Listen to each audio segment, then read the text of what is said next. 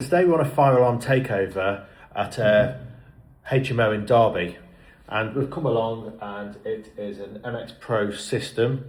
So we've opened it up, we found batteries are dead, they were labelled 2019 but they're still showing 0 volts, but the system had been powered down, so they'd have been fully depleted anyway.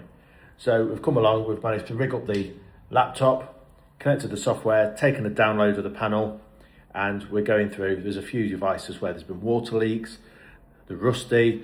It's a MXPro panel with a high fire, there's the receiver for it, and high fire devices, there they are.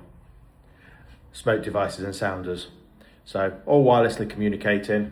So yeah, there's a few faults on the system, so we're just starting the process. Just got here for the day, so let's see how we get on.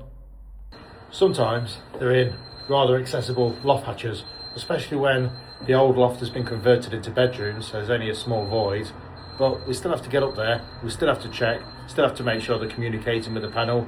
You might be able to hear the panel beeping in the background once we've taken it off, so we know it's definitely communicating. So just going to give it a bit of smoke now.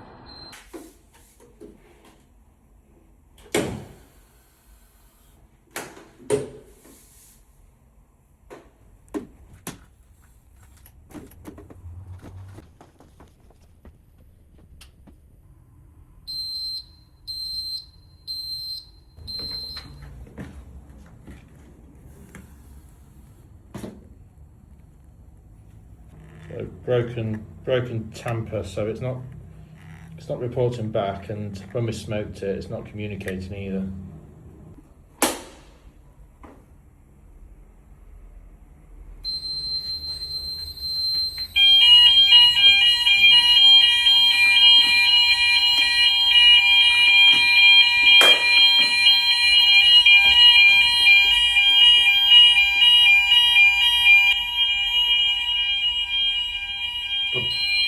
So I never finished the video earlier from the fire alarm takeover that we did.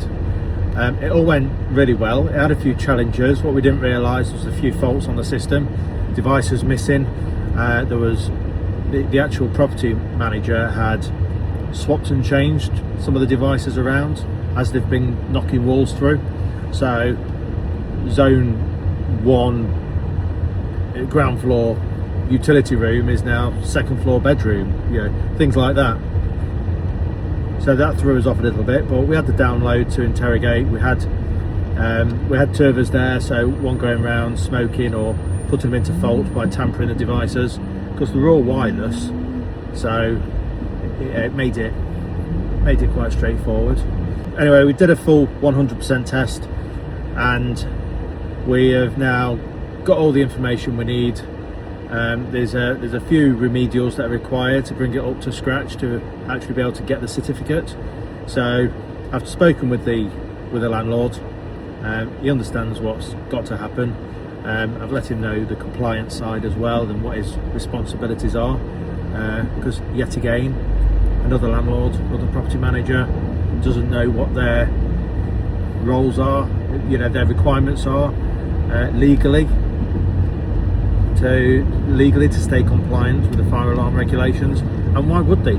Because they rely on competent people like us to explain what needs to happen to them. So yeah, we're going to go away this weekend. We're going to write up the report, send it over to him, let him know what's required, and we're going to get back in the next week or so, and when he gives us the go ahead, and get it all 100% working for him, ready for the new tenants to start moving in.